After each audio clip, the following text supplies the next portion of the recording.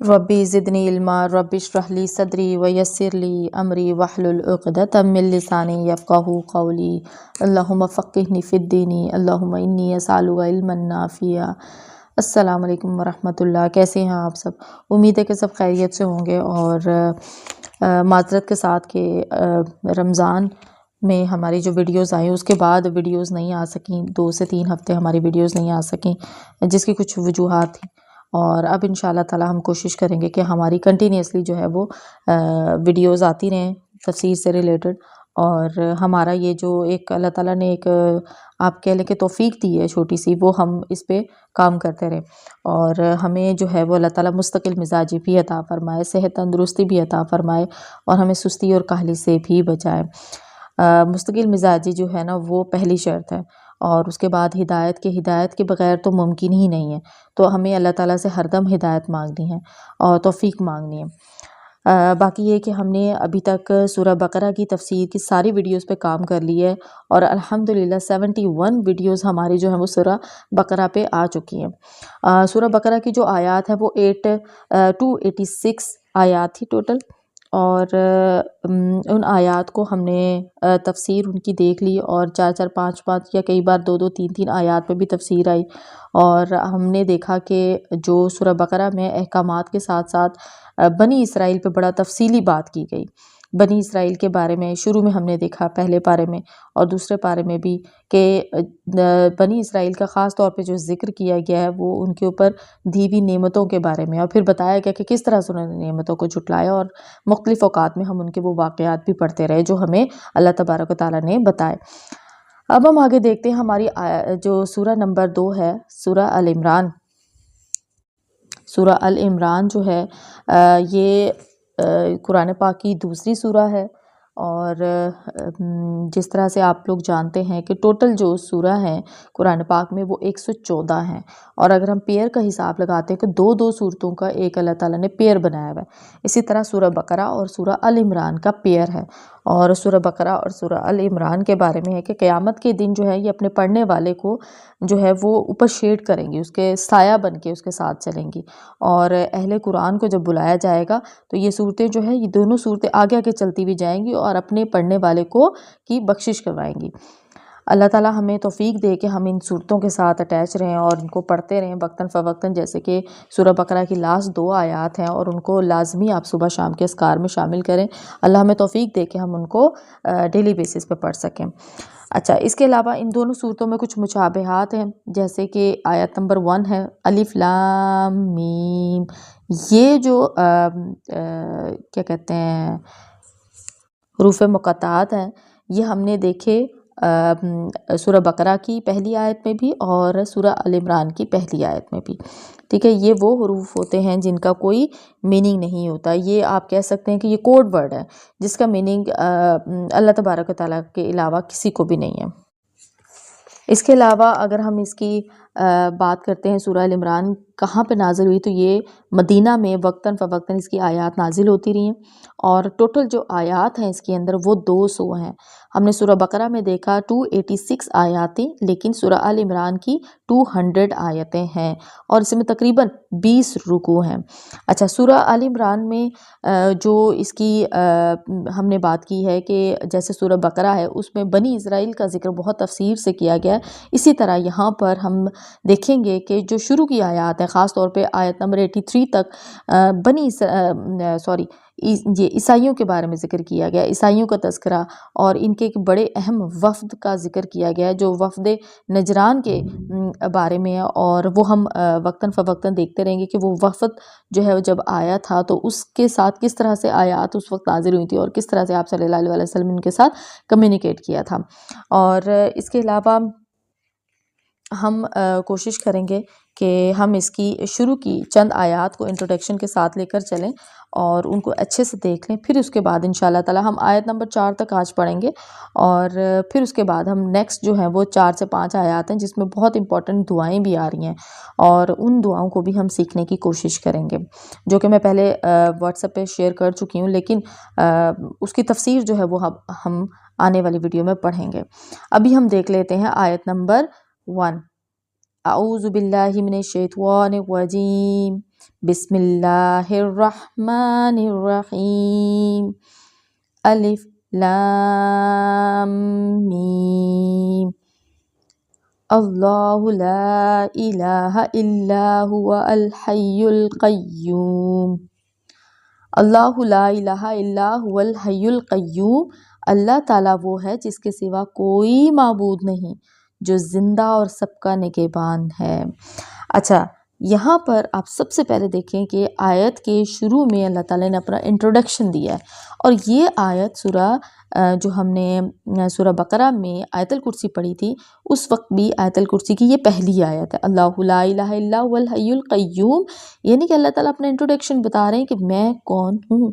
میرے بارے میں تمہیں پتہ ہونا چاہیے، کیونکہ آگے عیسائیوں کے بارے میں ذکر کیا جائے گا، عیسائیوں کے جو کمیونیکیشن کی گئی ہے عیسائیوں کے ساتھ وہ ذکر کیا جائے گا، تو یہاں ہمارے پروردگار نے اپنا انٹروڈکشن ان کو کروایا کہ تم کیا سمجھتے ہو، تم کس کو خدا سمجھتے ہو، میں خدا ہوں، اور جس کے سوا کوئی معبود، میرے علاوہ کوئی معبود ہے ہی نہیں، اللہ تعالیٰ نے کہا ہے میرے علاوہ تو کوئی معبود ہے ہی نہیں، کیونکہ میں تو زندہ ہوں، الحی یعنی کہ ہمیشہ سے زندہ ہوں، ازل سے ابد تک میں ہی رہوں گا، میں ہی تھا ہمیشہ سے، اور سب کا القیوم یعنی کہ قائم کرنے والا، اس پوری کائنات کو قائم کرنے والا، الحی القیوم یہ اللہ تعالیٰ کا نام بھی ہے۔ اور یہاں پر ہم دیکھیں، غور کریں تھوڑا سا تو ہمیں اندازہ ہوگا کہ اللہ تعالیٰ نے کس، آپ کہہ سکتے ہیں نا، کس گرم جوشی سے اور کس مان کے ساتھ اپنا ذکر کیا ہے کہ اللہ تعالیٰ وہ ہے جس کے سوا کوئی معبود نہیں، جو زندہ ہے، ہمیشہ سے زندہ ہے اور سب کا نگہبان ہے، اور ایک ایسی ہستی جو پوری کائنات کو سنبھالے ہوئی ہے۔ کیا ایسی ہستی ایسی ہو سکتی تھی کہ جو کائنات کے بہت بننے کے بہت عرصے بعد آئی ہوتی؟ جیسے کہ عیسائیوں کا ایک کنسیپٹ ہے کہ حضرت عیسیٰ علیہ السلام کو وہ یا تو اللہ کہتے ہیں یا ابن اللہ کہتے ہیں، یا پھر اس کے علاوہ کوئی اور رب بنا دیتے ہیں، ٹھیک ہے، اپنا خدا بناتے ہیں۔ تو کیا ایسی کوئی ہستی خدا ہو سکتی ہے جو کہ کائنات کے بننے کے بہت عرصے بعد پیدا ہوئی ہو اور پھر اس کو خدا بنا دیا گیا ہو؟ ایسا پاسبل ہے؟ کیونکہ جو ایک خدا ہے، جو اللہ ہے، جو اللہ جیسی ہستی ہے، وہ اللہ ہی ہو سکتا ہے جو کہ ہمیشہ سے ہے۔ ہمیشہ کا لفظ تو لامحدود ہے نا، اس کے بارے میں تو ہم کچھ نہیں کہہ سکتے، ہماری تو سوچ بھی وہاں تک نہیں جاتی کہ اللہ کب سے ہے، ہماری تو لمٹ ہی ختم ہو جاتی ہے سوچ کی۔ تو اللہ تو ہمیشہ رہے گا، تب بھی ہوگا جب ہم نہیں ہوں گے۔ تو اللہ تعالیٰ نے اپنا یہاں پہ انٹروڈکشن کروایا ہے کہ اللہ تعالیٰ وہ ہے، یہ وہ ہستی ہے جو ہمیشہ سے اور ہمیشہ رہے گی، الحی القیوم ہے۔ آیت نمبر جو 2 ہے، اس آیت کے بارے میں یہ ہے، اور اس کے علاوہ یہی آیت جو آیت الکرسی میں ہے اس کے بارے میں یہ ہے۔ اس کے علاوہ آیت نمبر جو اس کا ہے سورہ طٰہٰ میں بھی اللہ تعالیٰ کے اسم اعظم ہے وَعَانَتِ الْوُجُوهُ لِلْحَيِّ الْقَيُّومِ، اس کا میں اسکرین شاٹ شیئر کر دوں گی آپ لوگوں کے ساتھ۔ ان آیات کے ساتھ جو بھی دعا مانگی جاتی ہے وہ حدیث میں ہے کہ اللہ تعالیٰ کے اسم اعظم ہے اس کے اندر، ان آیات کے ساتھ جو بھی دعا مانگی جاتی ہے وہ قبول کی جاتی ہے۔ تو ہمیں ان آیات کو خاص طور پہ یہ جو سورہ طٰہٰ کی آیت ہے اس کو یاد کر لینا ہے ساتھ، کیونکہ آیت الکرسی کی یہ فرسٹ آیت تو سب کو ہی آتی ہوگی۔ تو یہ آیات کی ایک طرح سے آپ کہہ رہے ہیں فضیلت اللہ تعالیٰ نے بتائی ہے کہ ان کو اسم اعظم اس میں استعمال ہوا تو اس کے ساتھ کی جانے والی دعا رد نہیں ہوگی۔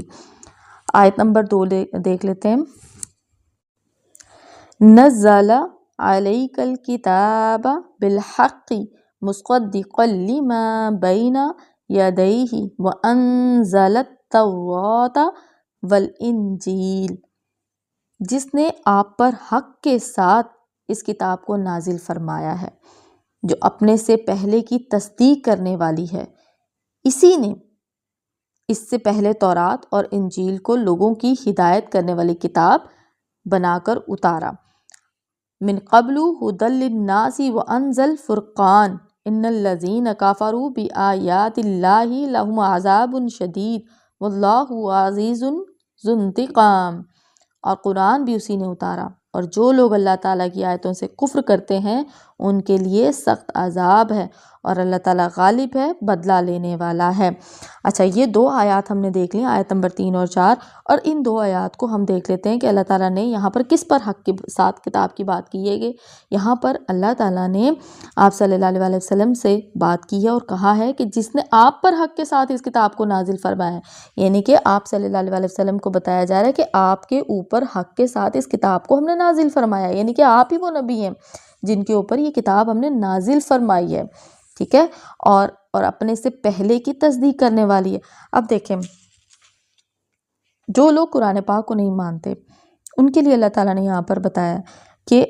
تورات اور انجیل یہ 2 کتابیں بھی اللہ تبارک و تعالیٰ نے دی، لیکن قرآن پاک میں کیا ہوا، کیونکہ ان 2 کتابوں میں تو یہ ذکر تھا نا کہ ایک آخری نبی آئے گا، ہم پہلے پڑھ چکے ہیں، تو اس آخری نبی کے آنے کی تصدیق جو ہے وہ یہ کتابیں پہلے کر چکی ہیں، اور قرآن پاک نے تصدیق کی ہے کہ ہاں تورات اور انجیل بھی اللہ تبارک و تعالیٰ کی ہی کتابیں ہیں، اللہ تبارک و تعالیٰ کی ہی الفاظ تھے جن کو خیر بعد میں تبدیل کر دیا گیا، اس میں تبدیلی کر دی گئی۔ تو یہاں پر ہمارے پاس موجود یہ قرآن پاک جو ہے یہ تصدیق کر رہا ہے کہ اس سے پہلے جو کتابیں نازل ہوئی تھیں وہ بھی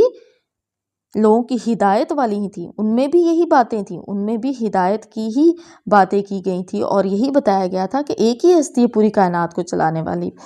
اور پھر آگے دیکھیں، وَأَنزَلَ الْفُرْقَانَ، اور قرآن بھی اسی نے اتارا، یعنی کہ وہ جو پہلے کتابیں اتاری تھی نا تورات اور انجیل، جن کو یہ مانتے ہیں یہود و نصارہ،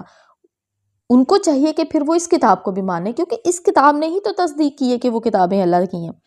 اس کتاب نے انکار تو نہیں کیا، قرآن پاک نے تو کبھی بھی انکار نہیں کیا کہ تورات اور انجیل جو ہے اللہ تبارک و تعالیٰ کی کتابیں نہیں ہیں۔ اچھا، یہاں پر ہم دیکھ لیتے ہیں کہ یہاں پر جو نزلہ اور انزلہ، یہ 2 آپ لوگوں کو نظر آ رہے ہیں لفظ۔ جو نزلہ ہے اس کے بارے میں کہ قرآن پاک کے بارے میں، اور یہ جو ڈفرینس اب یہ ہے کہ نزلہ جو ہے وہ بیسیکلی آہستہ آہستہ نازل ہوا ہے۔ قرآن پاک 23 سال کے عرصے میں بہت آہستہ آہستہ نازل ہوا، لیکن جو تورات اور انجیل ہیں یہ تو آپ کو پتہ ہے نا، وہ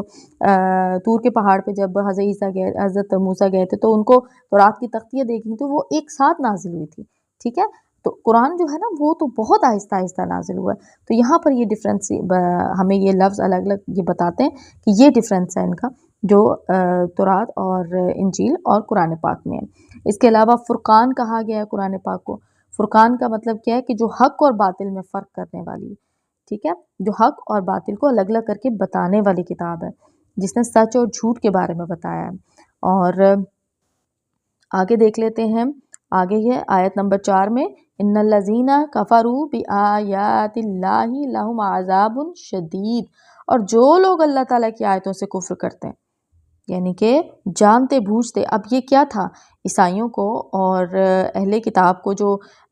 بنی اسرائیل تھے ان کو معلوم تھا،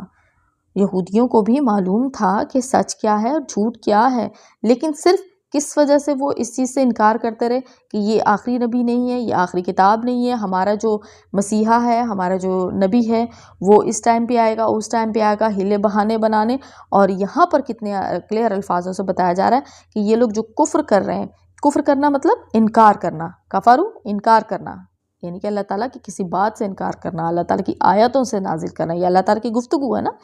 آیتیں ہیں اللہ تعالیٰ کی ہیں، اللہ تعالیٰ کے اپنے الفاظ ہیں یہ، اور ان سے جو کفر کرے گا، جو ان کا انکار کرے گا، جو ان کو نہیں مانے گا، ان کے لیے کیا ہے، عذاب شدید، ان کے لیے سخت عذاب ہے۔ اچھا، یہ سخت عذاب ہم سمجھتے ہیں شاید آخرت کے لیے، تو دیکھی جائے گی، بہت سارے لوگ لفظ استعمال کرتے ہیں دیکھی جائے گی، تو کیسے دیکھی جائے گی، دکھا تو دنیا میں بھی جائے گا۔ آپ کو معلوم ہے کہ بہت بڑے بڑے ایسی لوگ ہوتے ہیں جن کو دنیا میں بڑی شہرت ملی ہوتی ہے، بڑی وہ خوش ہوتے ہیں دنیا کی زندگی میں بظاہر طور پہ، اور دیکھنے والے کو لگتا ہے کہ دنیا کی ساری نعمتیں اس شخص کو مل گئی ہیں، شہرت ہے، پیسہ ہے، نام ہے، حسن، جوانی، خوبصورتی ہے، ہر آسائش ہے، لیکن کیا ہوتا ہے کہ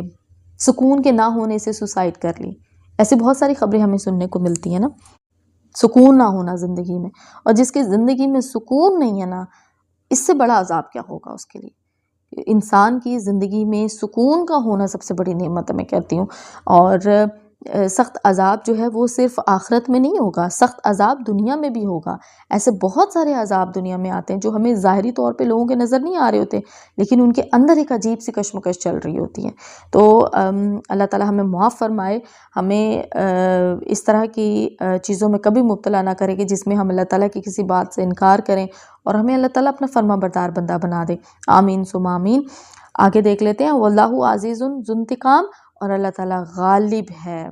بدلہ لینے والا ہے۔ اب یہ دیکھیں یہاں پر کیا بات کی جاتی ہے اللہ تعالیٰ کی ہستی کو لے کے کہ وہ تو غفور الرحیم ہے، ہم گنہگار بندے، وہ ہمیں معاف کر دے گا۔ بے شک اللہ تعالیٰ معاف کرنے والا ہے۔ اللہ تعالیٰ جو ہے آپ صلی اللہ علیہ وسلم نے فرمایا ہے کہ ہم اگر ہمارا حساب ہو گیا نا تو ہم برباد ہو جائیں گے، لیکن اگر ہم جنت میں جائیں گے نا تو اللہ تعالیٰ کی رحمت سے جائیں گے، کیونکہ دنیا میں جو ہے وہ ایک حصہ ہم نے رحمت کا اللہ تعالیٰ کا دیکھا ہے، اور 99% جو اللہ تعالیٰ کی رحمت کا حصہ ہے وہ مومن قیامت کے دن دیکھے گا۔ تو ہمیں کیا کرنا ہے، ہمیں اللہ تعالیٰ سے رحمت کی رحم مانگنا ہے، رحمت کی اپیل کرنی ہے۔ اور یہاں پر کیا بتایا گیا ہے کہ اللہ تعالیٰ غالب بھی اور بدلہ لینے والا بھی ہے، کہ غفور الرحیم، اور رحیم تو بے شک وہ ہے، رحم کرنے والا بے شک وہ ہے، لیکن ایک انسان جو سیدھے راستے پہ چلتا رہا اور اچھے سے زندگی گزارتا رہا، اور ایک انسان جو اپنی منمانی کرتا رہا، دونوں کا انجام برابر کیسے ہو سکتا ہے؟ اللہ تبارک و تعالیٰ تو پوچھیں گے نا کہ میرے بندے تجھے سب پتا تھا لیکن تو نے پھر بھی نافرمانی کی، تو پھر بھی اس راستے پہ نہیں چلا جس پہ تجھے چلنا چاہیے تھا، جس پہ تجھے چلنے کا حکم دیا گیا تھا، جس پہ حق تھا چلنے کا۔ تو اللہ تعالیٰ کیا ہے، بدلہ لینے والا بھی ہے، کفر کا بدلہ لے گا، شرک کا بدلہ لے گا۔ اللہ تبارک و تعالیٰ سے ہمیں دعا کرنی ہے کہ اللہ ہمیں اپنا فرما بردار بندہ بنا دے، ہماری ایمان پہ ہمیں موت آئے، ہمیں اللہ تعالیٰ اپنی پسندیدہ بندوں میں شمار کر لے، ہمیں آخرت میں بہترین صلہ دے ہمارے اچھے کاموں کا، اور ہمارے جو گناہ ہیں، جو ہم جانتے ہیں، جو ہم نہیں جانتے،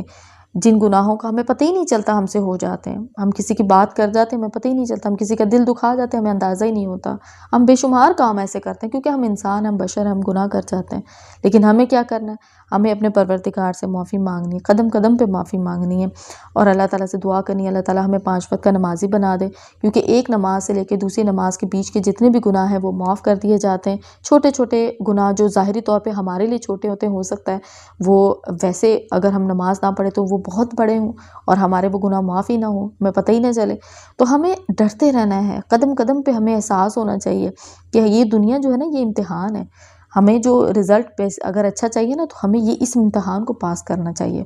ٹھیک ہے، ہمیں اس امتحان کو پاس کرنا پڑے گا۔ تو اللہ تبارک و تعالیٰ سے دعائیں کرتے رہنا، ہمیں بھی دعاؤں میں یاد رکھنا ہے، اور صحت تندرستی مانگنی ہے، اللہ تعالیٰ سے مستقل مزاجی جیسے کہ میں نے شروع میں بات کی وہ مانگنی ہے، اللہ تعالیٰ سے رحمت مانگنی ہے، ہدایت مانگنی ہے۔ یہ وہ چیزیں جن کو ہم اپنی دنیاوی مانگنے والی چیزوں میں بھول جاتے ہیں، اور میں کہتی ہوں اس سے زیادہ اہم چیز کوئی نہیں ہے، کیونکہ بے سکونی جو ہے نا وہ انسان کو آپ کہہ لیں کہ اس وقت ملتی ہے جب آپ اللہ تعالیٰ کے راستے سے ہٹ کے دنیا کی طرف آ جاتے ہیں نا، تو پھر آپ کی زندگی میں بے سکونی جو ہے نا وہ پرماننٹ ہو جاتی ہے۔ تو اللہ تعالیٰ سے ہم نے سکون مانگنا ہے، سکون جیسی نعمت کو مانگنا ہے۔ اللہ تعالیٰ ہماری سب کوششوں کو، اچھے کام کیے کرنے والی سب کوششوں کو کامیاب فرمائے، اور ہمیں مستقل مزاجی عطا فرمائے۔ آمین ثم آمین، وما علینا الا البلاغ المبین۔